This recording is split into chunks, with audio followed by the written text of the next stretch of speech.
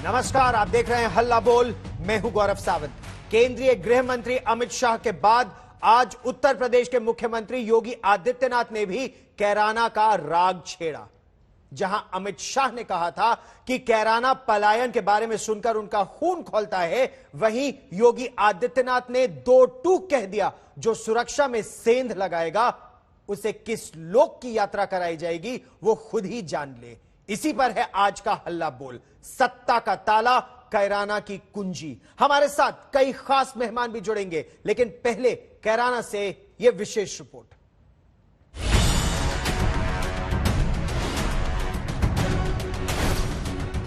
चीजें आगे बढ़ेंगी तो एक नया विश्वास जगेगा।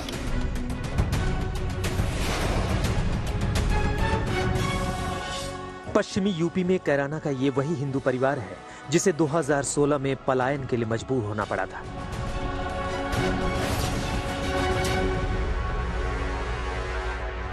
आज यूपी के मुख्यमंत्री योगी आदित्यनाथ ने इन परिवारों का सुख दुख जाना।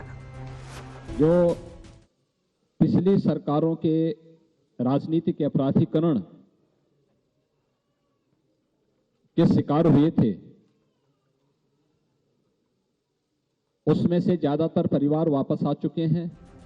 करीब 20 मिनट की मुलाकात में सूबे के मुखिया ने हिंदू परिवारों को सुरक्षा का भरोसा दिया और हिंदू परिवारों को डराने वालों को सीधी चेतावनी दी। अपराध और अपराधियों के प्रति जीरो टॉलरेंस की नीति के तहत कार्य प्रारंभ हुआ। कभी कैराना कस्बे में यहाँ के व्यापारी और यहाँ के नागरिकों को पलायन करने के लिए मजबूर करने वाले अपराधी आपने विगत 4.5 वर्ष के अंदर देखा होगा, स्वयं पलायन करने के लिए मजबूर हो गए। किसी अपराधी और किसी माफिया की हैसियत नहीं कि वो सिर उठा करके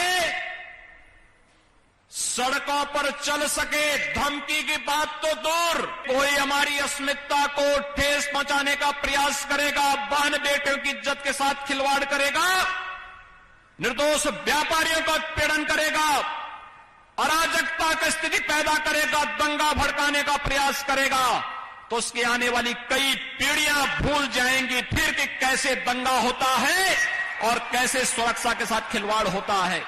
ये चक्र तो धर्म का घूमता है। ये चक्र ऐसा मोदी जी ने घुमा दिया है, जो लोग कल तक मंदिर जाने में संकोच करते थे, आज उनका टीका इतना बड़ा लगता है, तिलक इतना बड़ा लगाते हैं कि जैसे यही सबसे बड़े हिंदू हैं। मुलाकात के दौरान कैराना से पलायन करने वाले परिवारों ने सीएम योगी को अपना दुख सुनाया, डर की पूरी कहानी सुनाई। उनकी बातें सुनकर मुख्यमंत्री ने बिना डरे फिर से कारोबार करने की सलाह दी। आप लोग भी अपना शुरू करिए यहाँ पे, ठीक है? हिम्मत से काम लीजिए।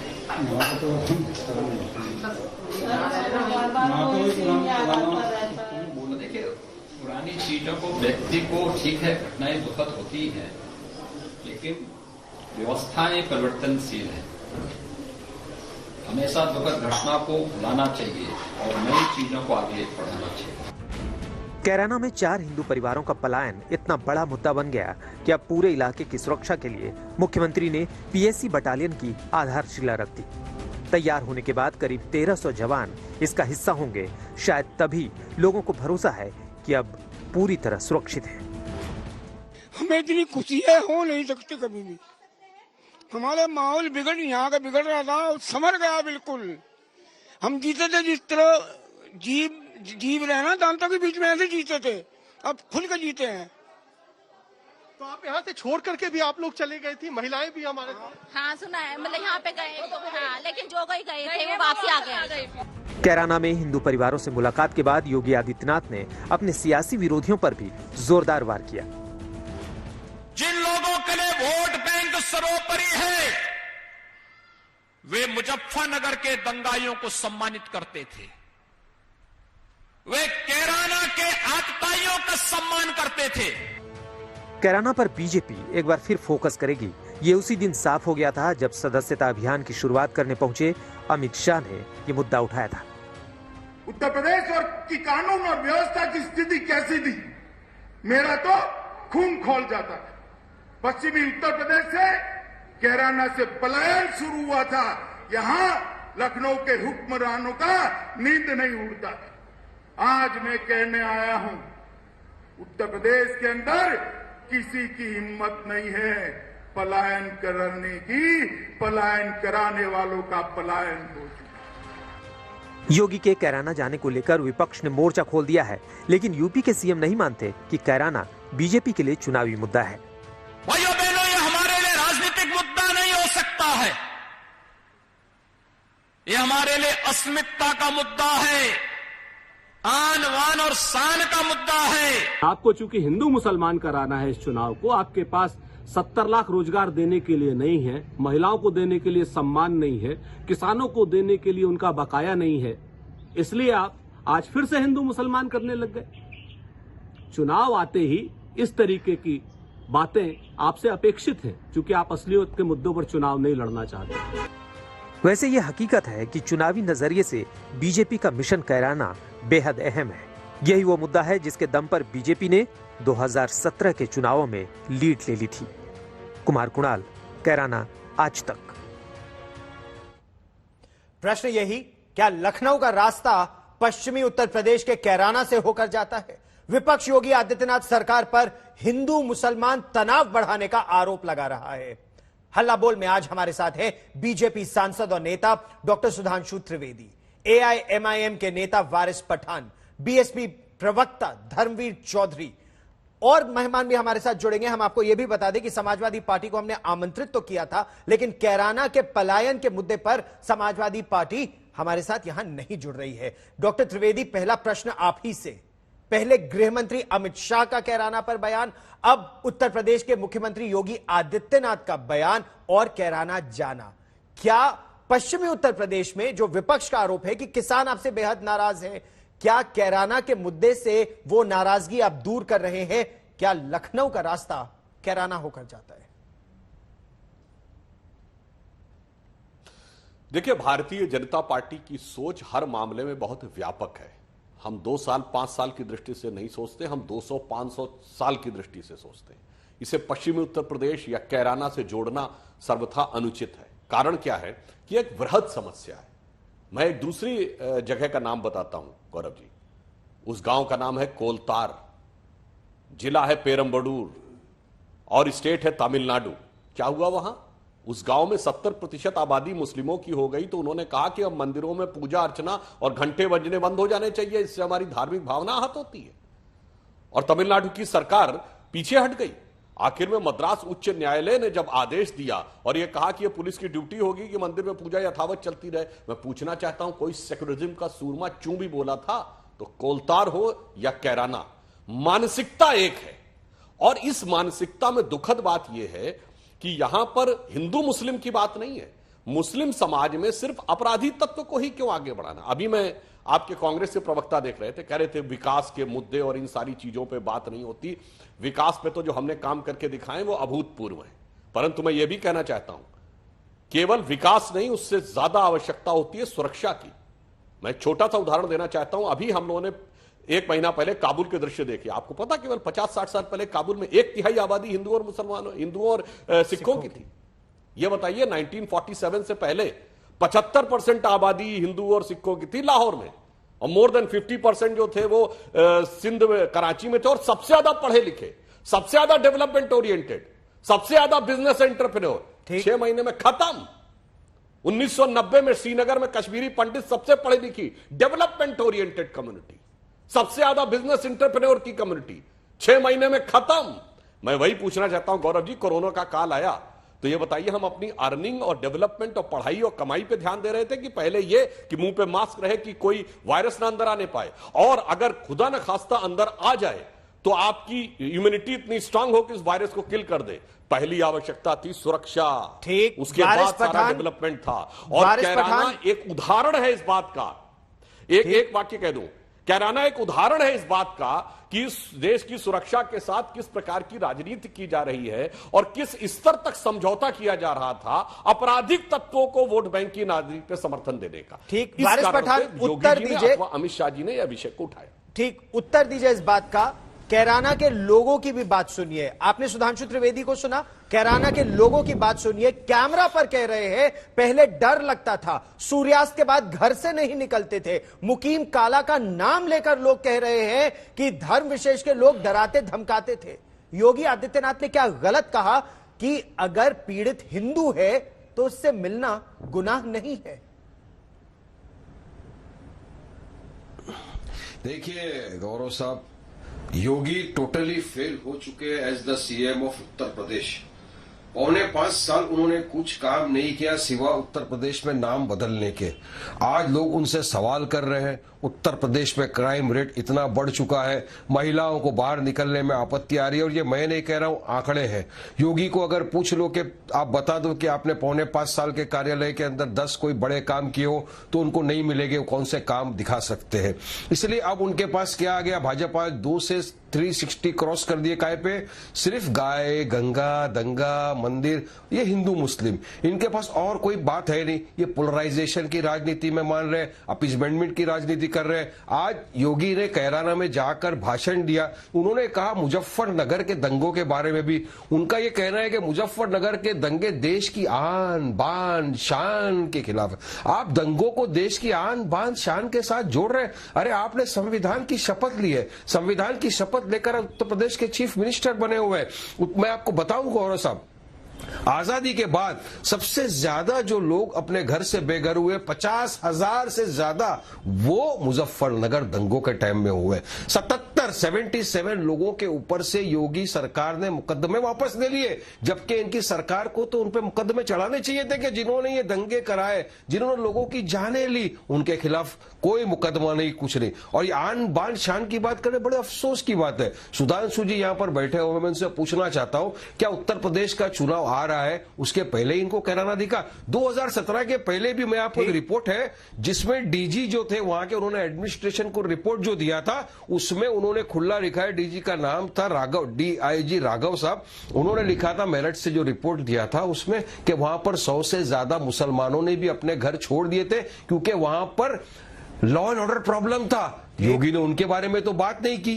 तो क्यों सिर्फ एक अपीसमेंट, मेजोरिटी अपीसमेंट पॉलिटिक्स करना चाहते हैं ये चुनाव के पहले? इनको किसान सवाल कर रहा है, इतने 600 से ज्यादा किसान लोगों की जाने चले गए, लोग उस पर सवाल कर रहे हैं, आपने उठाए हैं, महत्वपूर्ण प्रश्न आपने उठाए हैं के लिए। ठीक, मैं इस पर धर्मवीर चौधरी जी का भी उत्तर लूंगा, लेकिन उससे पहले सुधांशु जी, सीधा आरोप बीजेपी पर लगाया है कि चुनाव से ऐन पहले केवल ध्रुवीकरण की है ये राजनीति। उत्तर दीजिए जो प्रश्न उठाए वारिस पठान साहब ने।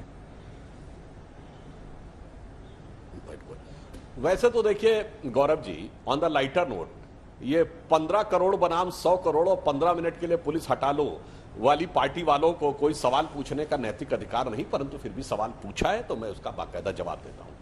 ध्रुवीकरण की राजनीति हम कर रहे हैं या वो जिनको खड़े होकर जिन्ना याद आ रहे हैं और वो जिन्ना को एक ही लाइन में बोल रहे हैं? महात्मा गांधी, सरदार पटेल, पंडित नेहरू और जिन्ना, इन्होंने आजादी दिलाई। कौन ध्रुवीकरण कर रहा है मान्यवर? या ध्रुवीकरण वो कर रहे हैं वारिस पठान साहब के नेता, मजलिसे इत्तेहादुल मुसलमीन के नेता, जो कहते हैं कि भाई मुसलमानों कब तक तुम किसी दूसरे नेता के पीछे रहोगे, अपना नेता चुनो, हर बिरादरी का नेता है, मुसलमानों का नेता नहीं है। ये पोलराइजेशन नहीं होते, ये सेक्युलरिज्म के सुंदर संगीत होते हैं। दुर्भाग्य ये था कि ये उत्तर प्रदेश, जहां से मैं एक और बात जिम्मेदारी से कहना चाहता हूं, देखिए इन्होंने डेवलपमेंट की बात कही तो मैं कहना चाहता हूं वारिस पठान साहब, आप दिल्ली में बैठे हैं, कभी मेरठ नहीं गए क्या? ये मेरठ का एक्सप्रेस हाईवे किसके जमाने में बना? बुंदेलखंड एक्सप्रेस हाईवे आपने नहीं देखा? अभी 9 मेडिकल कॉलेज का एक साथ उद्घाटन हुआ, पहले 7 मेडिकल कॉलेज थे, अब 30 हो जाएंगे आने वाले 1-2 वर्षों में। स्वास्थ्य बहुत बड़ी आवश्यकता होती है। कितने एयरपोर्ट्स बने, मैं इसकी बात नहीं कह रहा हूं, मगर अफसोस कि आपके मुंह से एक शब्द तो सही निकला कि उस जमाने की डीआईजी ने कहा कि लॉ एंड ऑर्डर की समस्या थी। चलिए, इतनी स्वीकारोक्ति हुई कि 2017 से पहले लॉ एंड ऑर्डर की समस्या थी। अब आपने कहा मुजफ्फरनगर का दंगा, अरे भाई सूरत का 1967 का दंगा नहीं ध्यान है, जिसमें 2,500-3 हजार से ऊपर लोग मरे थे, 1 साल तक दंगा चला था। आपने कह दिया भारत के इतिहास का सबसे बड़ा दंगा। अरे भाई आप याद करिए, आपकी सरकार थी, अखिलेश यादव की सरकार, जितने हमारे नेताओं पे भी रासुका लगाया, एक को भी कोर्ट में साबित नहीं कर पाए। चंद महीनों में सब धराशायी कोर्ट में, क्योंकि सारे फर्जी केस थे।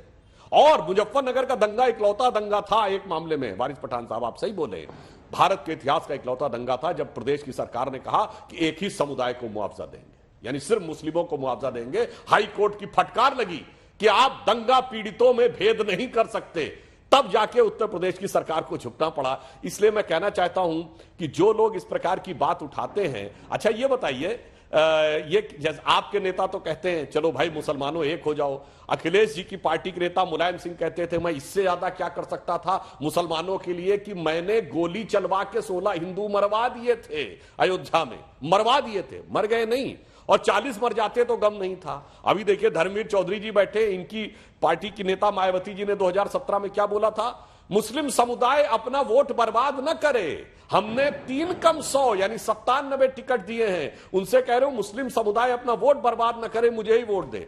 अरे खुलेआम समुदाय का नाम लेकर जो पार्टियां राजनीति करती हैं वो सेकुलरिज्म का सुंदर संगीत है, और यदि हम केवल पीड़ितों के साथ अपराधियों के खिलाफ खड़े हो जाएं तो यह सांप्रदायिकता है। मेरे विचार से उत्तर प्रदेश की प्रबुद्ध जनता सब समझती है। मैं इसका उत्तर आपसे चाहूंगा कि अगर 100 या 150 मुसलमान परिवारों ने भी वहां से पलायन किया तो उनके प्रति संवेदना क्यों नहीं? केवल 346 या एनएचआरसी की रिपोर्ट में कहा गया 250 हिंदू परिवारों ने पलायन किया, उनके प्रति संवेदना क्यों? मैं इस प्रश्न पर भी आता हूं। आचार्य प्रमोद कृष्णन हमारे साथ जुड़ गए हैं। आचार्य प्रमोद कृष्णन जी, कोरी राजनीति की बात कर रहा है विपक्ष, कोरी राजनीति कैसे हुई ये, अगर बीजेपी कहती है कि पलायन कराने वालों का ही अब पलायन हो रहा है, अब कैराना में डर नहीं है, एक बार फिर व्यापार का केंद्र होगा, ऐसा योगी आदित्यनाथ का कहना है। ये कह रहे हैं कि चाहे सपा हो, बसपा हो, कांग्रेस हो, सुरक्षा नहीं दी, अब उस जगह पर पीएसी की बटालियन तैनात कराई जा रही है। आचार्य प्रमोद कृष्णन जी। देखिए सावंत जी, एक तो धर्म के नाम पर, जाति के नाम पर, भाषा के नाम पर, क्षेत्र के नाम पर, रंग के नाम पर किसी भी तरह की कट्टरता का समर्थन नहीं किया जा सकता है, और भारत में किसी भी तरह की कट्टरता के पक्ष में मुझे नहीं लगता कि कोई कांग्रेस का नेता आज तक खड़ा हुआ हो। लेकिन सुधांशु जी से मैं पूछना चाहता हूं, और सुधांशु जी बहुत ही विद्वान प्रवक्ता हैं भाजपा के, बड़ी शालीनता से वो बात करते हैं। मेरा निवेदन उनसे ये है, क्या इस देश के मुसलमानों को इस देश में रहने का हक नहीं है? पहली बात, इस देश के मुसलमान ने इस देश का विरोध कब किया? इस देश का मुसलमान अगर आपको इतना बुरा लगता है, इनकी ऑर्गेनाइजेशंस इतनी बुरी लगती हैं, तो ऐसी कौन सी योजनाएं हैं जो 60 सालों में मुसलमानों को और मुस्लिम संगठनों को फायदा पहुंचा रही थी और आपने 7 सालों में बंद कर दी? एक योजना का मुझे नाम बताइए कि जो मुसलमानों की या मुसलमानों की संस्था का, मुस्लिम भाइयों की संस्थाओं को विपक्ष यानी कि कांग्रेस के राज में तो फायदा हो रहा था और आप उनको बंद कर चुके। पहली बात। दूसरी बात यह है कि आप अकेले हिंदू धर्म के ठेकेदार क्यों बनते हैं? क्या विपक्ष के नेता हिंदू नहीं हैं? क्या मुलायम सिंह जी हिंदू नहीं थे? क्या मायावती जी हिंदू नहीं हैं? क्या दिग्विजय सिंह हिंदू नहीं है? क्या पंजाब के चीफ मिनिस्टर हिंदू नहीं है? हमारे राजस्थान के चीफ मिनिस्टर हिंदू नहीं है? क्या राजस्थान के अंदर, छत्तीसगढ़ के अंदर, पंजाब के अंदर, मध्य प्रदेश के अंदर जिन हिंदुओं ने कांग्रेस को वोट दिया, क्या वो हिंदू नहीं है? आप ये करना क्या चाहते हैं? एक बार आप मुझे बताएं सुधांशु जी, इस बात कहां ले जाना चाहते हैं? पंजाब के मुख्यमंत्री का धर्म तो आचार्य जी आपको मालूम ही होगा, लेकिन सुधांशु जी उत्तर दीजिए। ना देखिए, जो आचार्य जी ने बात कही, हिंदू की बात हम कब कह रहे हैं? मगर यह बताइए, जिस पार्टी के लोग हिंदू आतंकवाद शब्द का प्रयोग करते हैं, वो कहते हैं हम हिंदू हैं। जो सर्वोच्च न्यायालय में हलफनामा देके कहते हैं भगवान राम तो थे ही नहीं, वो कहते हैं हम हिंदू हैं। जो कहते थे वेद बकवास और निरर्थक थे, अब वामपंथियों ने किताबों में लिख लिख के कहा, वो कहते हैं हम हिंदू हैं। इनके आचार्य प्रमोद कृष्णन जी, आप तो वरिष्ठ नेता हैं, आपको याद होगा अर्जुन सिंह ने बतौर एचआरडी मिनिस्टर एक ऐसी प्रदर्शनी का उद्घाटन किया था जिसमें सीता माता और भगवान राम को भाई बहन दिखाया गया और कहते अभिव्यक्ति की स्वतंत्रता है और आप हिंदू हैं। कार सेवकों पे गोली चलवाने वालों का समर्थन करने वाले हिंदू हैं। गोरक्षक संतों पे 1966 में गोलियां चलवाने वाले हिंदू हैं। अब जो आपने कहा कि कौन सी कार्य थी जो विपक्ष की सरकारों में था और अब नहीं है, जानते क्या था? इस देश के संविधान ने शरिया के कुछ प्रावधानों को इस हद तक अंगीकार कर लिया था कि अगर सर्वोच्च न्यायालय उसके खिलाफ जाए तो शरिया के प्रावधान को सुनिश्चित करने के लिए देश की संसद सर्वोच्च न्यायालय का निर्णय पलट देती थी। मैं शाहबानो केस की बात कर रहा हूं, अर्थात एक आंशिक रूप से मुस्लिम राष्ट्र के रूप में आपने तब्दील कर दिया था। शरिया का प्रावधान न्यायालय के निर्णय से ऊपर, अब वो स्थिति समाप्त हो गई। और जहां तक मैं मुस्लिम समाज के लिए भी कहता हूं, एक बात ईमानदारी से, जनाब ये उत्तर प्रदेश वो उत्तर प्रदेश है, हमें हिंदू मुस्लिम की बात नहीं है, ये पश्चिमी उत्तर प्रदेश। अरे यहीं तो शकील बदायूनी होते थे, यहां कमाल अमरोही होते थे, यहां जिगर मुरादाबादी होते थे, और बड़े बुजुर्ग शायर वसीम बरेलवी तो अभी भी हैं हमारे बीच में। ये वो उत्तर प्रदेश जहां कैफी आजमी होते थे, जहां अकबर इलाहाबादी होते थे, जहां जोश मलियाबादी होते थे, जहां मजरू सुल्तानपुरी होते थे। ये सब सेकुलर बनने से पहले 1976 से पहले एक से एक फनकार, एक से एक कलाकार, एक से एक राष्ट्रभक्त मुसलमान, अशफाक उल्लाह खां, ब्रिगेडियर उस्मान, वीर अब्दुल हमीद। और अब जब से अपराधी तत्वों को मुस्लिमों में प्रश्रय देने की बात शुरू हुई, अब कौन होता उत्तर प्रदेश में? अबू सलेम, छोटा शकील, मुख्तार अंसारी, अतीक अहमद, ये मुस्लिमों के प्रतीक बना दिए गए। इतना बड़ा नुकसान आपने देश का नहीं मुसलमानों का किया है। और जो आपने कहा क्या होता था, आज आप कहते हैं पलायन। अरे पलायन तो वो था कि मुख्तार अंसारी पलायन करके जाके पंजाब में आपकी सरकार के साए तले बैठ के बड़े आराम से महसूस होकर जेल में, कहां की जेल में? पंजाब की जेल में जाके बैठे हुए थे। ये अंतर था। जब योगी जी की सरकार आई है तो अपराधियों के ये हौसले हुए। हम अपराधी को अपराधी देखते हैं, आप अपराधी में ही मुसलमान देखते हैं। मुझे जरा 15 सेकंड अपराधी में धर्म देख रहे हैं क्या? मुसलमान नहीं देखते। ठीक ठीक, वारिस पठान जी भी उत्तर देना चाहते हैं, लेकिन एक बार धर्मवीर चौधरी जी को मैं लाना चाहता हूं। कैराना के लोग कह रहे हैं कि 2017 से पहले शाम 5 बजे के बाद वो घर से नहीं निकलते थे, दिन निकलने तक घर से नहीं निकलते थे, पुलिस कार्रवाई नहीं करती थी दोषियों के खिलाफ। मुकीम काला जैसे लोगों का इतना खौफ था, अब कैराना में नहीं है। तो क्या उत्तर प्रदेश के मुख्यमंत्री गलत कह रहे हैं कि अब पलायन कराने वालों का ही पलायन हो गया?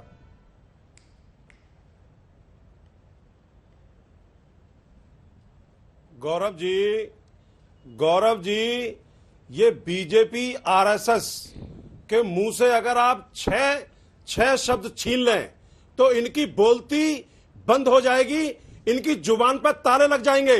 मुसलमान, पाकिस्तान, हिंदू, श्री राम, गाय, गोबर, दंगा, कैराना, अगर इनसे ये 6 शब्द आप छीन लें तो सुधांशु त्रिवेदी जी जवाब नहीं दे पाएंगे। मैं सुधांशु त्रिवेदी जी के एक स्टेटमेंट को यहां कोड करना चाहता हूं। इन्होंने कहा था हमने जाटों की चौधराहट खत्म कर दी, हरियाणा से लेकर पश्चिमी उत्तर प्रदेश तक। ये वही सर छोटू राम के मानने वाले हैं सुधांशु जी, जिनके यहां पगड़ी रखी थी आपके राष्ट्रीय अध्यक्ष अमित शाह जी ने, और ये कहा था कि मैं आपको जाट आरक्षण लागू करूंगा। लेकिन ये जालसाज इतने बड़े हैं कि जब ये कैराना पहुंचते हैं तो ये जाटों और मुसलमानों का दंगा बताते हैं। जब ये सहारनपुर के पुल को क्रॉस करके हरियाणा पहुंचते हैं तो ये वहां पर अपने एक सांसद से स्टेटमेंट दिलवाते हैं कि 35 सेकंड आ रहे थे तो हरियाणा में। सुधांशु जी, आपकी कलाई खुल चुकी है, आपको ये जनता नकार चुकी है। अब एक थीम चल रही है उत्तर प्रदेश में, बीजेपी हराओ, बीजेपी हराओ, बीजेपी हराओ। ये जो इलाहाबाद प्रयागराज में कुत्ते लाशें खा रहे थे वो हिंदू नहीं थे। जो ये हाथरस में एक बेटी को 2 बजे कलेक्टर ने मिट्टी का तेल छिड़क के आग लगा दी, क्या वो हिंदू नहीं थी? ये जो दलितों के ऊपर अत्याचार उत्तर प्रदेश में एनसीआरबी के आंकड़े बता रहे हैं सबसे ज्यादा हो रहे हैं, क्या ये हिंदू नहीं है? आपको मुझसे सीखना पड़ेगा। कई प्रश्न हमारे पूर्व सुधांशु जी आपको जवाब देना होगा, क्योंकि 3 प्रश्न आपसे विपक्ष के नेता पूछ रहे हैं। बहुजन समाज पार्टी ने गंभीर आरोप लगाया भारतीय जनता पार्टी पर कि सत्ता की कुंजी के चंद प्रश्न है या चंद शब्द है, वो पाकिस्तान हो गया, गंगा, गाय, गोबर, अयोध्या, राम। सुधांशु जी उत्तर दीजिए, बसपा का कहना है यही है आपकी जीत की कुंजी। हाँ, देखिए, जो इन्होंने शब्द कहे निश्चित रूप से मैं मानता हूं, इन शब्दों को लेकर इनके मन में बहुत पीड़ा होगी और ये नहीं चाहेंगे वो शब्द कभी बोले जाएं। क्योंकि गौरव जी, एक बात होती, किसी भी व्यक्ति को अपनी कृति या संतान की बुराई अच्छी नहीं लगती। ये सब इनकी कृतियां अर्थात संतानें, और दंगा और पाकिस्तान जैसे शब्द इनको क्यों अच्छे लगेंगे? अगर संतान अवैध संतान हो तो उसका नाम लेने से और कलेजे पे सांप लौट जाता है। इसलिए इनके कलेजे पे कितना सांप लौटता है इन शब्दों को सुनकर हम भली भांति समझ सकते हैं। पर दुर्भाग्य की बात यह है कि सारे के सारे शब्द इन्हीं के द्वारा लिए जाते हैं। मैंने उदाहरण पहले भी बताया। और मैं धर्मवीर चौधरी जी से 2 करोड़ लोग अपना रोजगार मांग रहे हैं। अरे भाई आपने अपने टर्न पे बोलिए भाई। आय को एक एक करके का वादा किया था, एक एक करके गन्ने का कितना धर्मवीर जी मैं आप ही के पास आऊंगा। इसके बाद सुधांशु जी अपनी बात पूरी कर ले, फिर आप ही के पास आ रहा हूं। सुधांशु जी अपनी बात पूरी कीजिए। आचार्य जी आपके पास भी आऊंगा। सुधांशु जी बात पूरी और दूसरी बात, धर्मवीर चौधरी जी को बात की जानकारी कम रहती है। इन्होंने जो, मैं एक और स्पष्टीकरण कर दूं, मेरे जिस वक्तव्य के बारे में इन्होंने कहा, अरे भाई आपने अपने टर्न पे बोलिए मान्यवर, राष्ट्रीय चैनल पे बहस कर रहे हैं, हमने शांति से आपकी बात सुनी। आपका टर्म आएगा। एक एक करके ये क्वालिफिकेशन आपकी ज्यादा हो सकती है, वरना मेरी क्वालिफिकेशन को आप कम ना कहें। और आपसे ज्यादा जानकारी रखता हूं मैं। आप बताइए कि आपने एक एक करके उत्तर प्रदेश में। नहीं धर्मवीर जी, आपकी क्वालिफिकेशन पर कोई प्रश्न नहीं पूछा गया, आपकी शिक्षा पर, आपकी क्वालिफिकेशन पर नहीं पूछा गया। क्यों है पूरे देश के अंदर? सुधांशु जी आप अपनी बात पूरी कीजिए, फिर धर्मवीर जी। सुधांशु जी अपनी बात पूरी कीजिए। हाँ, मैं पूरी बात कर लूं। मैं दलितों के अत्याचार का भी जवाब देता हूं। इन्होंने बोला था मेरे बारे में एक बयान के बारे में, चौधरी साहब मैं चुनौती से कहता हूं मेरा कोई बयान दिखा दीजिए जिसमें मैंने बोला हो कि जाटों की चौधराहट खत्म हो गई।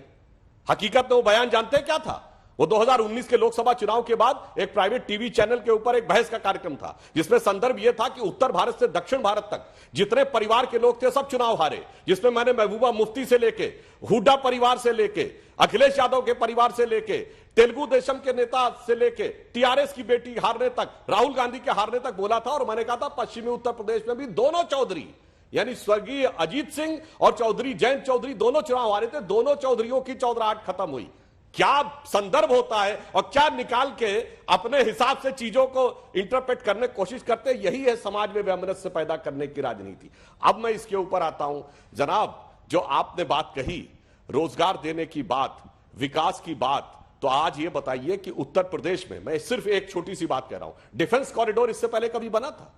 कभी आप कल्पना कर सकते थे कि ब्रह्मोस मिसाइल की फैक्ट्री उत्तर प्रदेश में लगेगी? वो आज उत्तर प्रदेश में होके हुआ है। आप ये बताइए कि आज भगवान बुद्ध का निर्वाण स्थल कुशीनगर इंटरनेशनल एयरपोर्ट के रूप में जुड़ गया। आप तो बहुजन समाज पार्टी की बात करते थे, क्यों नहीं उस जमाने में मायावती जी ने जुड़वाया? और मैं दूसरी बात कहना चाहता हूं, आपने जो ये दलितों पर अत्याचार की बात करते हैं, तो अगर डाटा उठा देख लीजिए, सबसे ज्यादा दलितों पर अत्याचार तो मायावती जी के शासनकाल में हुआ। और अक्टूबर 2007 में तो मायावती जी ने अपने टाइम में शासनादेश जारी किया कि भाई इतनी रिपोर्टें दर्ज हो रही हैं, दलित एक्ट की जांच करने के बाद दर्ज की जाए।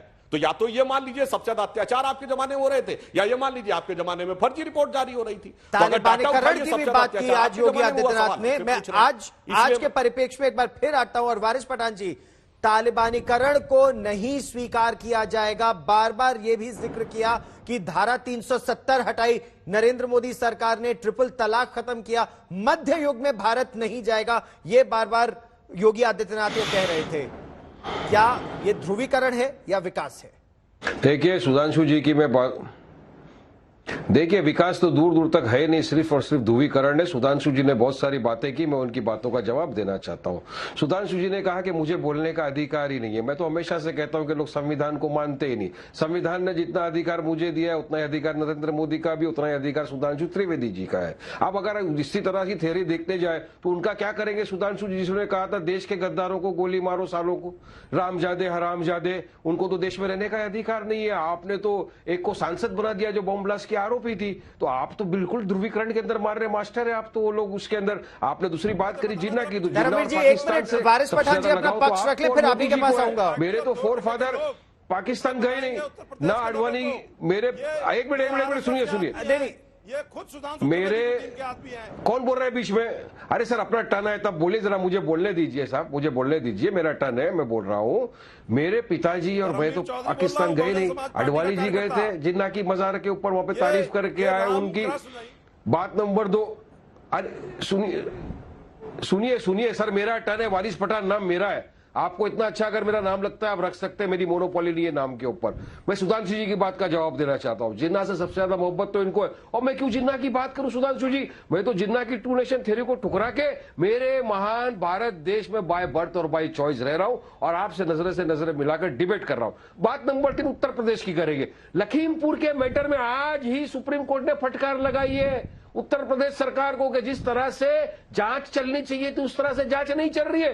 क्यों आप बचा रहे हो टिन्नी को, क्यों बचा रहे हो उसके बेटे को? क्या इसका जवाब है आपके पास? किसानों की हत्या कर दी, बेरहमी के साथ गाड़ी से कुचल दिया गया, आप तो उनको बचा रहे हो और आप बोलते हो कि उत्तर प्रदेश में सब विकास है। अरे योगी जी चले गए कैराना, योगी जी वहां क्यों नहीं गए गंगा घाट पे जहां पर हजारों लोगों की लाशें तैरती हुई हमने देखी? सुधांशु जी इसका उत्तर दे, सुधांशु जी आप इसका उत्तर दीजिए, फिर मैं आचार्य प्रमोद कृष्ण को भी। कोरोना काल में लोगों की जो जाने चले गए अस्पताल नहीं मिलने की वजह से, सुधांशु जी जल्दी से उत्तर दीजिए, फिर आचार्य प्रमोद कृष्ण। क्यों नहीं गए उनके घर पे मिलने के लिए? सुधांशु जी आप क्यों नहीं गए? तो आपका अगर दिल में इतना ये था रहम तो आप जाते उनके घर पे मिलने कि भाई क्या हुआ आपकी वजह से, आपकी वारिस पठान आपने अपना पक्ष रखा, सुधांशु जी अपना पक्ष रखिए। कोरोना काल में जाने चले गए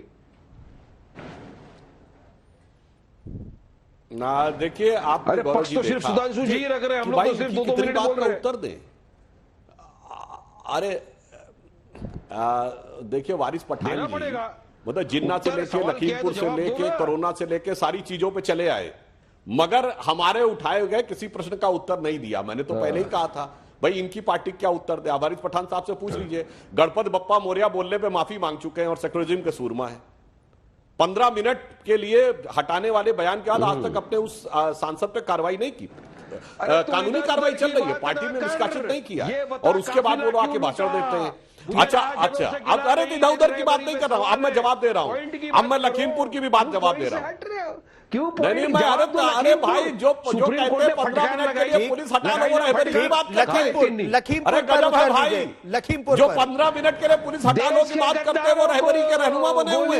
अरे इतना भोला मत समझिए साहब, इतने नादान नहीं है लोग। जिन्ना की कब्र पे जाके कौन तारीफ करके देश के गद्दारों के साथ क्या होना चाहिए? मोदी जी तो चले गए, नवाज नहीं ये बताइए देश के गद्दारों के साथ क्या होना चाहिए? दोनों के एक साथ बोलने से, दोनों के एक साथ बोलने का कोई फायदा नहीं होगा। एक एक करके मैं आचार्य प्रमोद कृष्ण को जल्दी से बुला लेता हूं। और जैसे ही अनकंफर्टेबल सवाल आए तो देखिए जी, लेकिन आचार्य प्रमोद कृष्णन, वोट बैंक की राजनीति की वजह से तालिबानीकरण बढ़ा है, योगी आदित्यनाथ का साफ कहना है। और आचार्य प्रमोद कृष्णन, योगी आदित्यनाथ ने साफ कहा कि पिछली सरकार चाहे बसपा हो, सपा हो या कांग्रेस, सभी सरकारों ने जो ये माइनॉरिटी अपीजमेंट किया है, ध्रुवीकरण नहीं, जो माइनॉरिटी अपीजमेंट, तुष्टीकरण की जो राजनीति हुई है उससे तालिबानीकरण बढ़ा है।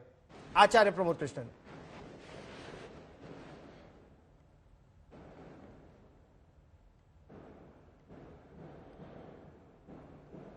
आचार्य जी आपकी आवाज नहीं आ रही है। नेता देश को गुमराह करता चला आ रहा है पिछले 12-13। नहीं बोलिए बोलिए। आ रही है मेरी आवाज? अब आ रही है। देश को गुमराह किया है बीजेपी ने ये कह के कि कांग्रेस पार्टी ने ये कहा कि भगवान राम का अस्तित्व नहीं है। मैं सुधांशु जी को चैलेंज करता हूं आज तक पे कि कांग्रेस के किसी नेता का एक स्टेटमेंट दिखाएं जिसमें उसने ये कहा हो कि भगवान राम का अस्तित्व नहीं है। क्योंकि देश को गुमराह करने से सत्ता अगर मिल भी गई है तो ये कोई बड़ी बात नहीं है। ये बड़ी बात ये है कि आप देश को गुमराह ना करें अब आगे चल के। दूसरी बात, और अगर आपके पास कोई ऐसा स्टेटमेंट हो तो मुझे आप कभी भी आज तक पे मैं कह रहा हूं, चैलेंज के साथ कह रहा हूं, मुझे आप इन्वाइट कर सकते हैं, मैं इस पे बात करने को तैयार हूं। दूसरी बात, आपने ये कहा कि कांग्रेस वामपंथी हो गई है। साहब कांग्रेस ना वामपंथी है ना कांग्रेस दक्षिणपंथी है। कांग्रेस गांधी के रास्ते पे चलती है जिसने कहा था रघुपति राघव राजा राम, पतित पावन सीताराम, ईश्वर अल्लाह तेरो नाम, सबको सन्मत दे भगवान। अब सवाल आया, आपने कहा कि वामपंथियों की सरकार बनाई, राम भक्तों पे गोली चलाने वालों की सरकार बनाई, तो भाई सरकार तो आपने महबूबा मुफ्ती की भी बनाई जो आतंकवादियों को शहीद कहती हैं। महबूबा मुफ्ती को आपने चीफ मिनिस्टर बनाया और आप आज बहन मायावती जी के ऊपर जो आरोप लगा रहे हो, बहन मायावती जी को भी आपने कई बार चीफ मिनिस्टर बनाया। तो सवाल इस बात का है सुधांशु जी, राजनीतिक गठबंधन अलग बात है, लेकिन राजनीतिक गठबंधन के आधार पर आप ये कहें कि कांग्रेस ने ठीक, आपका ऑडियो हम एक बार फिर साधने का साथ प्रयास गद्दारी करेंगे। क्यों? आपका मुझे ऑडियो बताओ बार कब बार किया? टूट रहा है। कांग्रेस ने तो अपने धर्मवीर तमाम चौधरी नेताओं जी, की मैं शहादत कैराना की के है। मुद्दे पर एक बार फिर लौटूंगा, क्योंकि कैराना के मुद्दे पर योगी आदित्यनाथ ने साफ कहा कि पीएसी की पूरी बटालियन कैराना में लगा दी गई है। अगर कोई कानून में सुरक्षा में सेंध लगाएगा तो दूसरे लोग की यात्रा पीएसी का डंडा करा देगा। आपकी दृष्टि में क्या यह अल्पसंख्यक को डराने की राजनीति है या फिर कानून व्यवस्था की बात कर रहे हैं योगी आदित्यनाथ?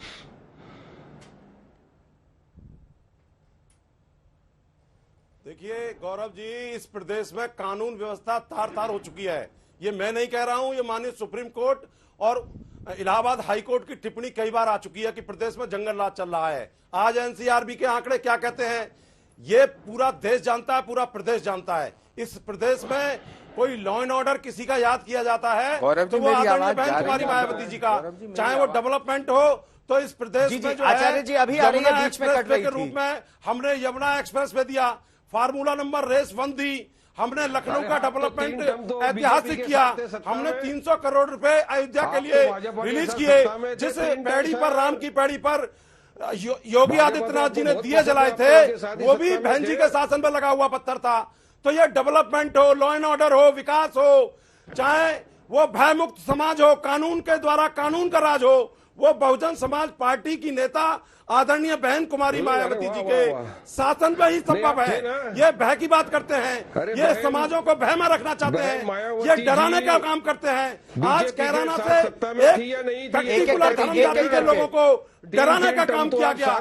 चाहे ये योगी आदित्यनाथ कितने ही घोड़े खोल लें, चाहे अमित शाह जी कितने ही घोड़े खोल लें, ये सत्ता में वापसी करने वाले नहीं है। आज हिंदू समाज के लोग, मुस्लिम समाज के लोग, ब्राह्मण समाज के लोग, दलित समाज के लोग, जाट समाज के लोग, प्रजापति, पाल, बिंद, कुर्मी समाज के लोग, आखिरी 30 सेकंड है मेरे पास। केंद्र में आपकी सरकार है, राज्य में आपकी सरकार है, विपक्ष ये पूछ रहा है आखिर कितने लोग लौट कर आए कैराना, या केवल चुनाव से पहले क्यों पहुंचे मुख्यमंत्री, ये मरहम पहले क्यों नहीं लगाया? राजनीति है ये। सुधांशु जी, देखिए, हमने ईमानदारी से कार्य किया। सबसे पहली आवश्यकता किसी भी राज्य सरकार के 2 दायित्व होते हैं, सुरक्षा और न्याय। तो योगी जी की सरकार ने आने के बाद सुरक्षा और न्याय दोनों सुनिश्चित किए, क्योंकि लॉ एंड ऑर्डर स्टेट का सब्जेक्ट है। और इसके बाद होता है स्वास्थ्य, इसके बाद होता है शिक्षा। ये 4 चीजें राज्य की जिम्मेदारी हैं, ये चारों हमने बखूबी की। और इसके साथ होता है राष्ट्रीय स्वाभिमान। आप देखिए, आज जगमगाती हुई अयोध्या देखिए और एक उस समय कार सेवकों के रक्त से रंजित अयोध्या देखिए। ये दोनों का बदलाव दिखाता है। एक ही पंक्ति में कहूंगा कि हमारी सरकार केंद्र में मोदी जी की और प्रदेश में योगी जी की सरकार आने के बाद परिवर्तन यह हुआ है कि अरुण गगन पर महाप्रगति का अब ये मंगल गान उठा, करवट बदला अंगड़ाई ली, सोया हिंदुस्तान उठा। बस ये हिंदुस्तान सोया रहता, वही लोगों को अच्छा लगता था। आज हनुमान जी की तरह अपनी शक्ति समझकर जागृत होकर खड़ा हो रहा है, वही इन शक्तियों को अच्छा नहीं लग रहा है। परंतु अब परिवर्तन का समय आ गया, इसलिए कोई चाहे या ना चाहे, भारत अपने महान विजय और प्रगति और गरिमा के पथ पर अग्रसर है। निर्णय जनता को करना है। जनता क्या निर्णय करेगी आज तक पर हम आपको सबसे पहले यहां पर लगातार बताते रहेंगे। आज हल्ला बोल में इतना ही। आप सभी हल्ला बोल में मेरे साथ जुड़े बहुत बहुत धन्यवाद।